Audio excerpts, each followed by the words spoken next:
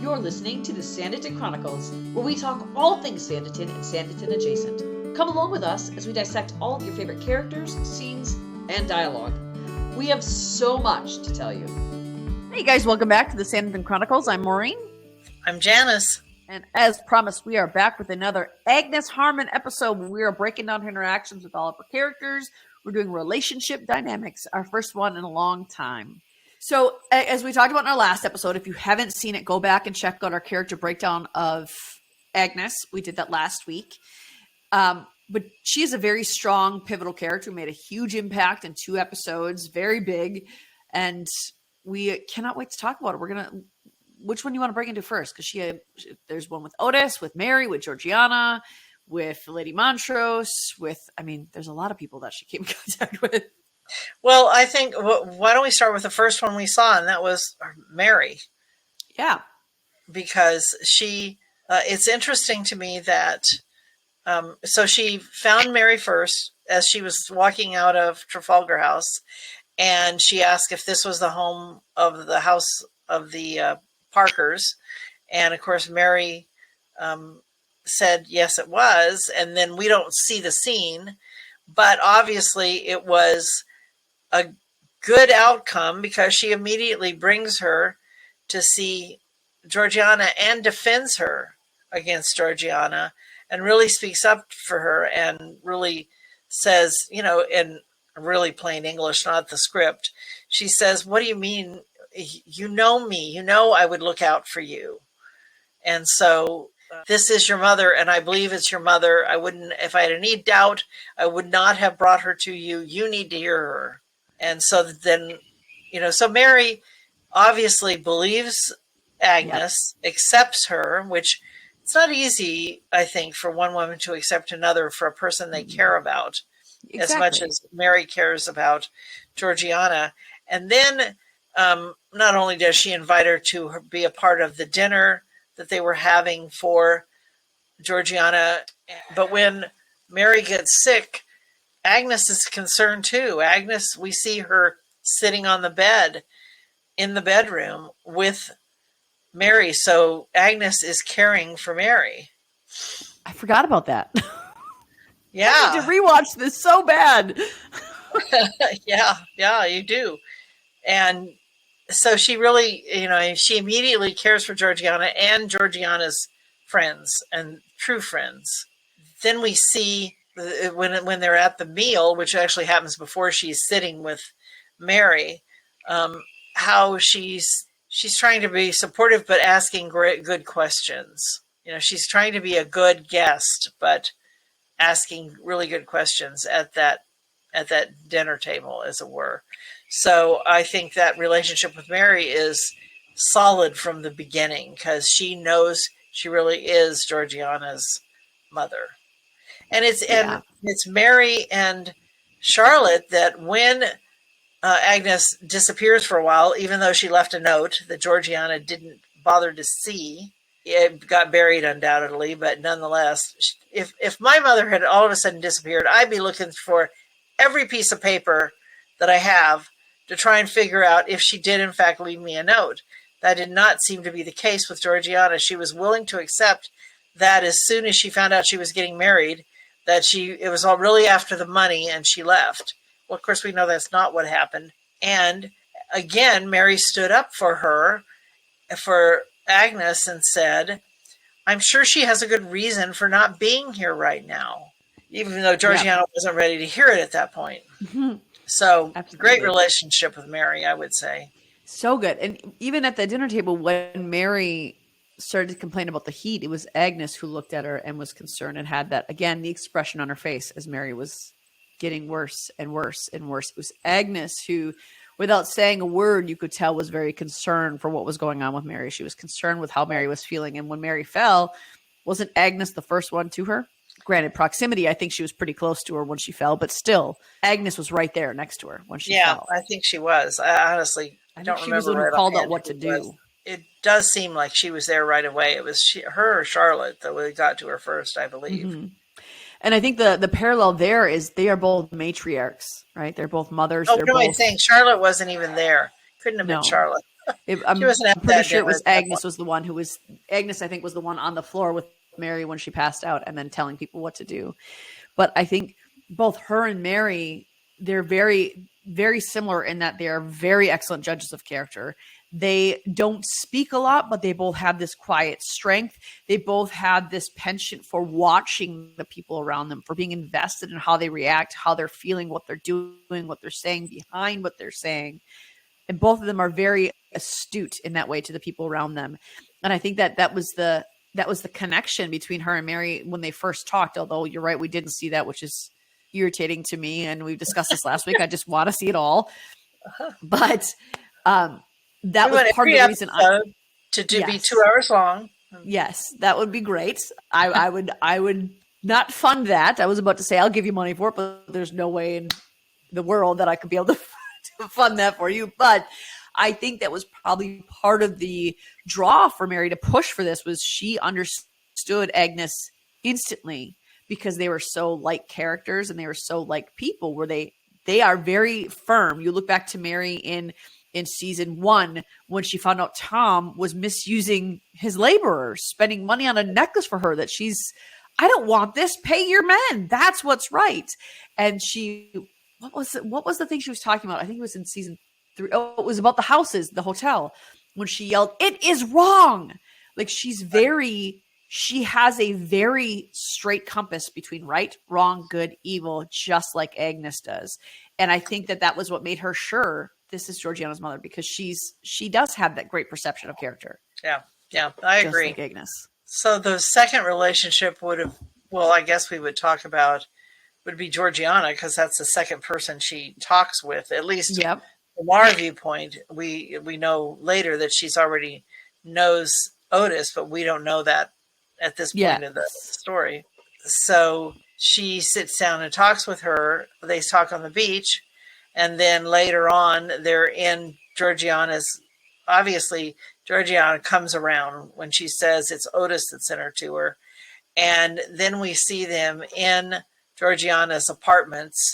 And that's when she shares the necklace with her, because she talks about the fact that she had sent a necklace hoping it would find its way to her. And that's also, I'm sure, part of the clue that Sydney had about the fact that her mother was still alive, was from that necklace that he found and sent on to her. So when they're meeting together, then she brings the necklace out and gives it back to her mother, saying, yes, and this is real confirmation. And Mary's sitting there talking with them as well. So the two mothers, as it were, are sitting with Georgiana, which is just a wonderful thing that we see at that point. Absolutely. And I think the other aspect about that scene that I did want to know was, I mean, obviously we know that Sydney went down to Antigua. I believe, and you're not going to be able to convince me differently, that it was to escape Eliza, but also to help Georgiana, obviously. But he must have been searching through these papers and searching through this house of his friend who had passed on.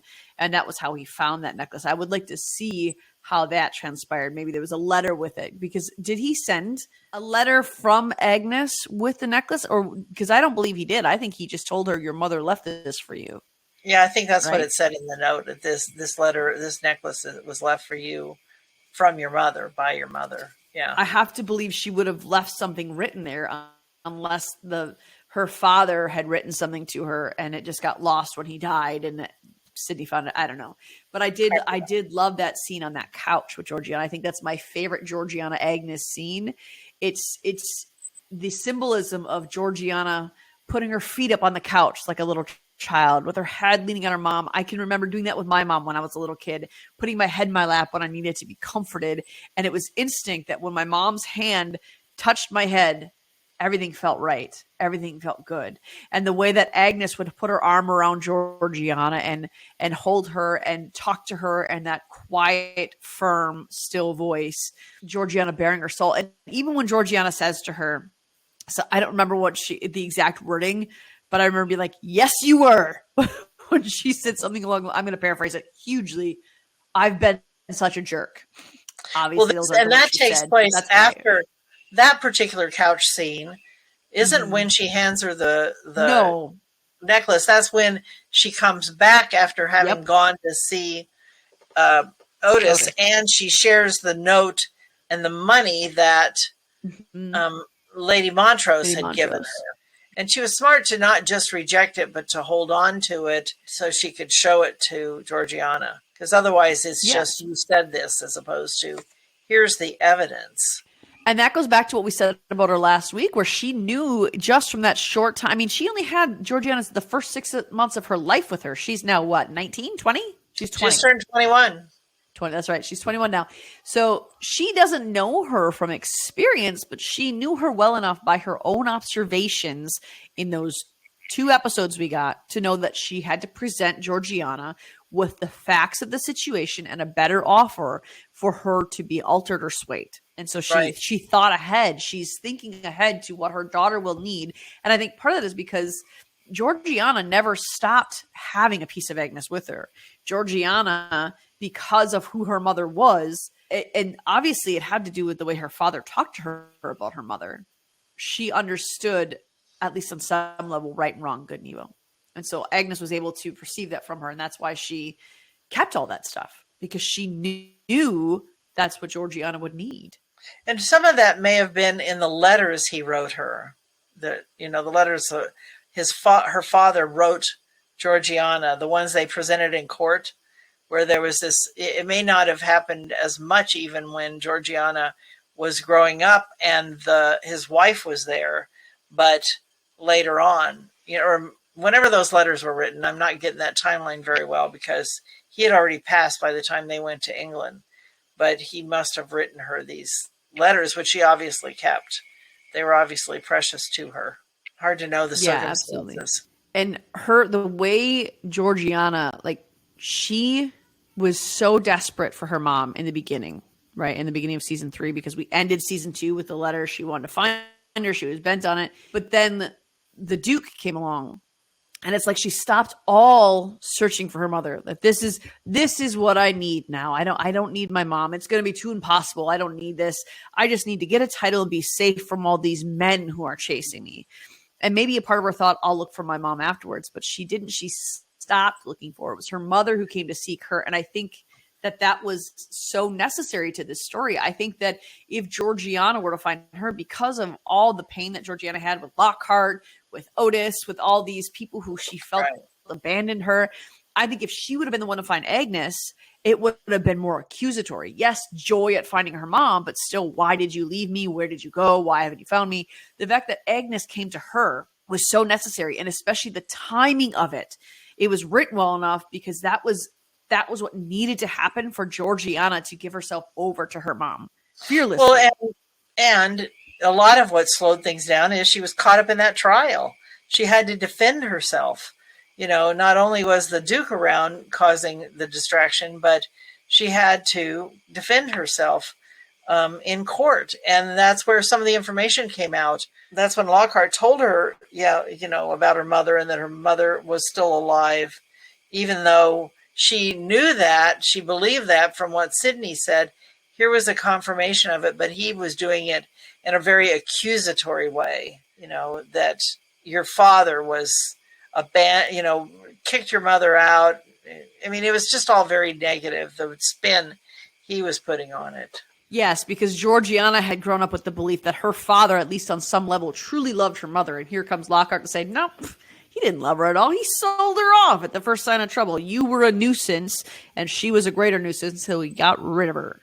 I think some part of Georgiana held on to that a little bit, that everything I know now, if this is true, then everything I've been told has been a lie. And so that's just one more pile of hurt on the pile. And right. So Agnes comes searching for her. Right. No, it was good that Agnes was the one who showed up, and how it happened through Otis was really ideal. That was my favorite part. Yeah, I love this story. I really do. And I remember saying in our season 1 recaps that when we find out season 2 is coming, that I hope Otis is that. I thought Otis was the one who was going to bring her back. And I like to toot my own horn sometimes when I call something right. And this, I was glad to be right about this. I'm really glad that Otis was that link for the both of them. Yeah, and the only reason we thought that was because of the deleted scene, and the fact that she kept looking at his picture and didn't just, throw it away or whatever. She wasn't so mad at him that she dismissed him altogether. So I think the other thing with Georgiana too is that when kind of what I was going off of before, when she first sees her mom, she's met with skepticism, right? That's not really my mother. It's just the trial. Then they have a talk and she starts to believe, okay, you are my mom. But because Agnes is so sure of it, it doesn't mean Georgiana is. So when she receives that letter, her instinct is to believe, or she doesn't see the letter, but Agnes is just gone. Her instinct is to go from distrust to acceptance to excitement, right back to, I've been abandoned again. So she goes through this gamut of emotions, but that one abandonment by the supposed abandonment by her mother sent her down a greater spiral. That's, like we said in the last episode, that's when she got mean. That's when she said to Charlotte, I'm going to be a duchess soon. I don't need anybody. I don't need my mother. That's when she said to Arthur, if you can't have him, why shouldn't I have him? Which was just cruel. And that was when my favorite scene came up afterwards on the couch, when she returned what she had become. And it was because she had already mourned the loss of her mother for so long to have this hope. And I think when she thought her mother left, that final loss of hope, she decided, right, that was the loss that hurt more than all the others, this supposed loss. It hurt more than Lockhart. It hurt more than Otis. This thinking that her mother abandoned her altered her so completely, because she had finally gotten this piece of herself back that she had missed for so long, especially being a Black woman in that time frame with a white father who people are in a place where slavery was still legal, or still happened at least. Her mother was a huge piece of who she was.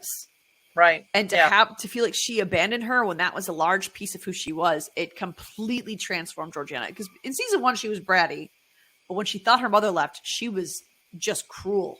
She was, especially like that conversation. Here she is with Mary and Charlotte, who have been two of the most supportive, loving people towards her of anyone in her life. And then she's saying to them, I don't need anyone. Well, so Georgiana doesn't need them either. The way she was talking, it was great that right away after that is when Agnes came back and explained the reason for her absence, and that scene on the couch you're talking about. So the next relationship I think we should talk about real quick is between Agnes and the Montroses, especially Lady Montrose. Just the way she acts about her. So they're in the tea room with Georgiana when Mary brings Agnes in. And the first thing they see is Georgiana leaves, right? And so they're probably assuming, this isn't her mother. And then they meet her again at the dinner when they're, celebrating the engagement. Her reaction, oh, so this really is your mother. Lady Montrose's reaction, and how, she's like swallowing her real thoughts only because she wants that woman's money. And it's all about the money. It's, that relationship. And especially at the dinner, or not dinner, at the tea, when Agnes walks in there with Mary, it comes at the exact time when Lady Montrose is essentially saying, I'll stay at the estate with you. I'll lead you. I'll guide you. And then you see, oh my gosh, what's her daughter's name? Lydia. Oh, I don't know how I forgot that name. Again, cancer. I'm gonna claim cancer brain for everything I forget. That's just what I'm doing from now on. But Lydia, the look on her face was like, yeah, she'll lead you all right. She's gonna take over.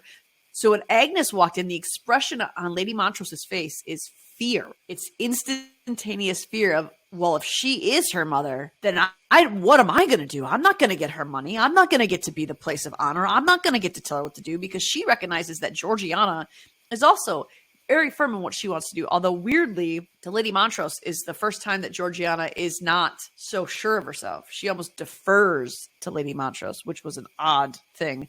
Because of the whole title thing. Exactly. And so when Agnes came in, I think Lady Montrose was in the same way that Agnes watched for goodness. Lady Montrose looked for advantage. there's the difference between them. But she was an observer, and she recognized that if Agnes was really her mother, then Georgiana was going to defer to her mother on all things, and Lady Montrose was not going to be able to stand in the way.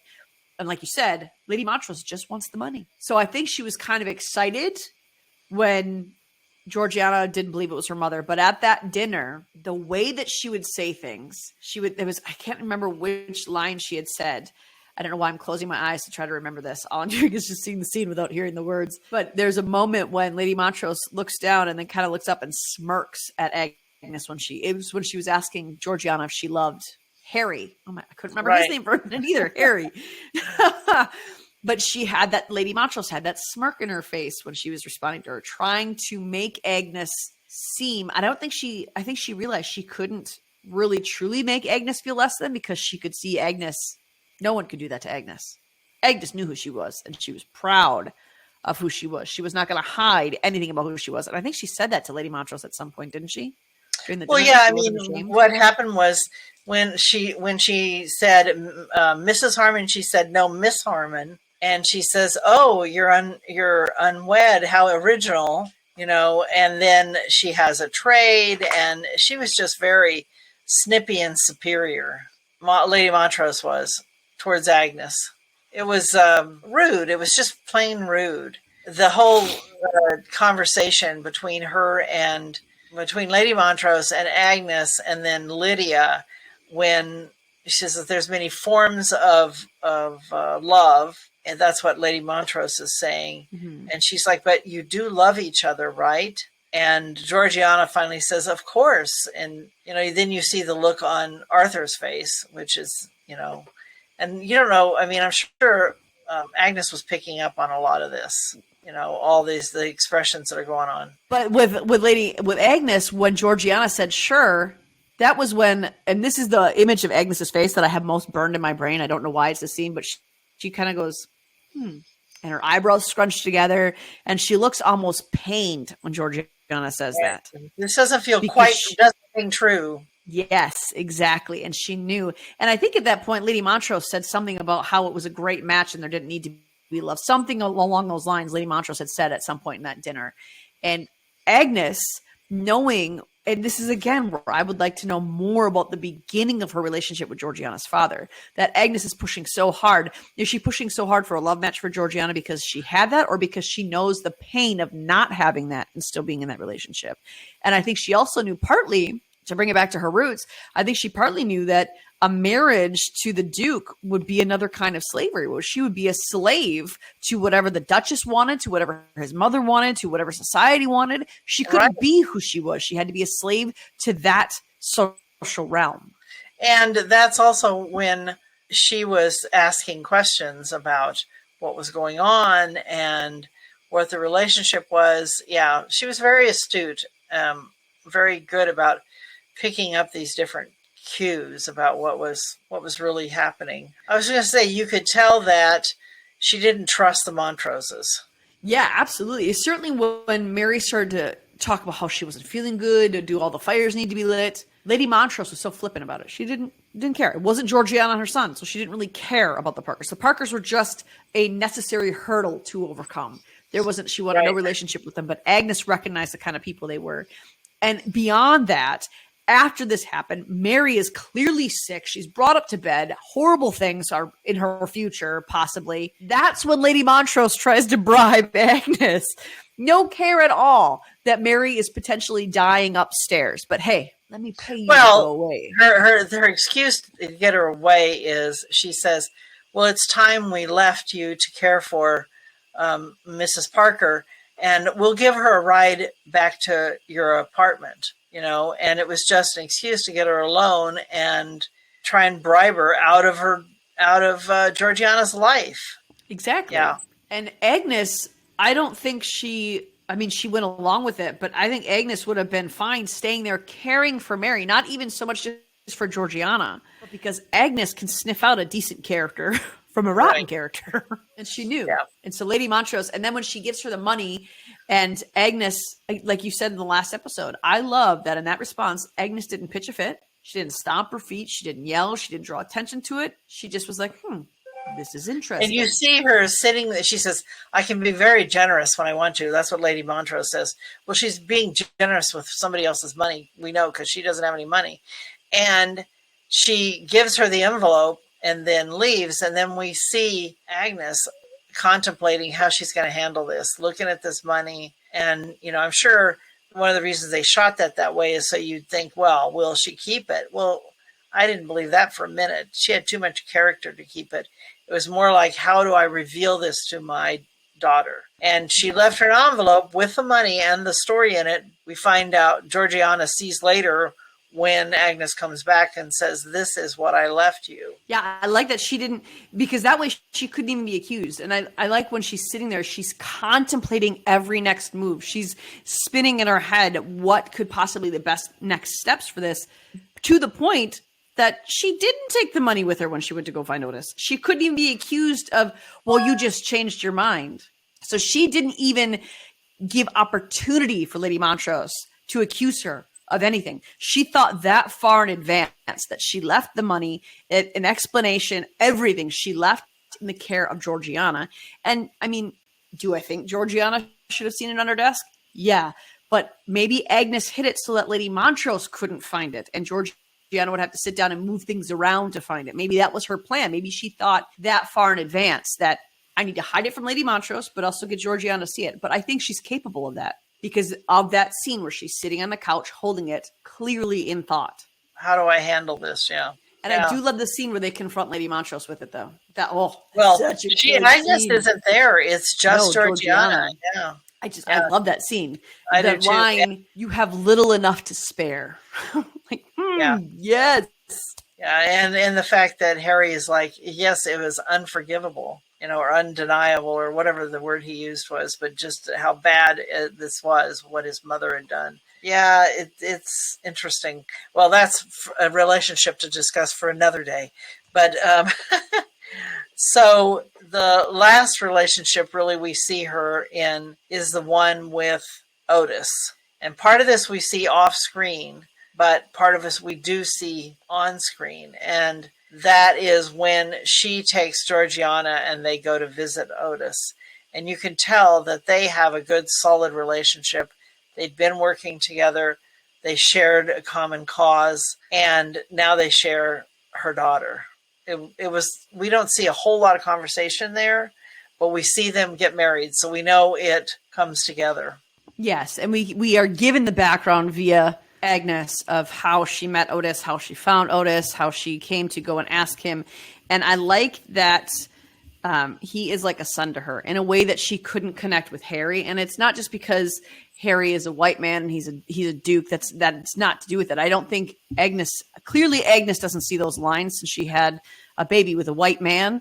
Of course, he was her slave owner, so it's a little bit different of a situation. However, I think it's interesting that she didn't put the time into Harry because she could see that they weren't a love match. She put time into Otis both before and after Georgiana because she could see Otis's character. She could see when she came into the Sons of Africa, we have to assume she could see his true character, who he was, what he was made of, how he was good versus evil, how he had great character and a moral standing.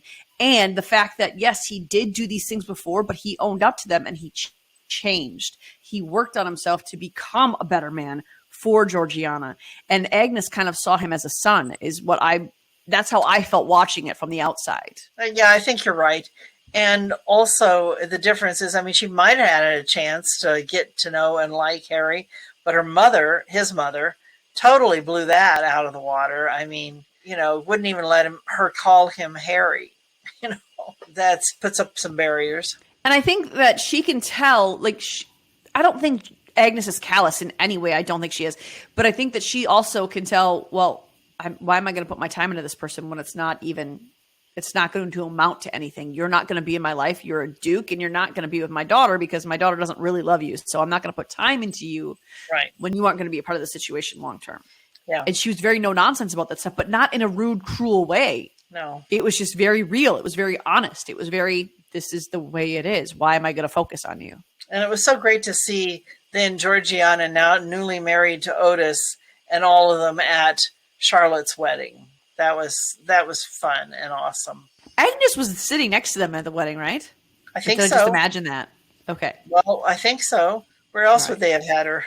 I don't know, but she was in so little that I only watched, don't come at me, I've only watched season 3 once.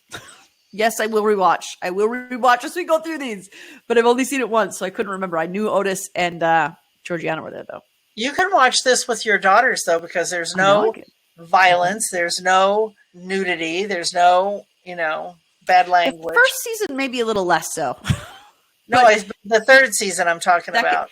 Even the second season, I think we could watch the second and third seasons. I think that would be fine. Yeah. Although my daughters, sadly, do not care so much about Regency and period pieces. I got them, they sell Pride and Prejudice for every level of kid, and I got each of them the appropriate level. They don't like them. That was maybe the biggest blow to my mama's heart, is that my kids did not like Pride and Prejudice. Someday. That might be, but how old were you when you read it for the first time? Completely and unbelievably hooked. I know, but how old were you? Oh, I thought you said, how was I? I was in high school. So maybe in high school. They're not far enough in their lives to get the relationships. I just wanted them to get in on the ground floor. Well, that's like, I work with a gal whose mother has been trying to get her to watch Belle, right? The movie that is based on the book that Paula wrote, and Paula Burns, and she hadn't watched it, and I started talking to her about it. I'm like, it's on HBO right now. You need to watch it. It is so good. Then she ended up watching it after I talked to her, and she's like, her mother is so happy now that she watched it and that she loved it. Yeah, it's really good, That's still one I need to watch, because both you and Paula talked to me about it. So like I need to watch it. I need to stop watching all the other crap that I'm watching and just tune into that. Well, it's a true story about a Black woman who is, she's the daughter of a slave. Her father loves her. Her mother dies. He brings her to England to be raised by his family. And it's really good. I do really want to see that. Let's finish up Otis and Agnes, I think. And I think we talked a little bit about this on our last episode too, where that relationship between her, Otis is clearly a son figure to her, and it's more cemented when he marries her daughter. But this is something where Otis doesn't have any parents to speak of. Not that he's talked about his parents are not in the picture according to what we are given in Sanditon. Well, we can assume that. Right, no, and it's, yes, because if he has parents, he's never connected with him because he was a slave from a young age. He just had a wonderful master who freed him in England.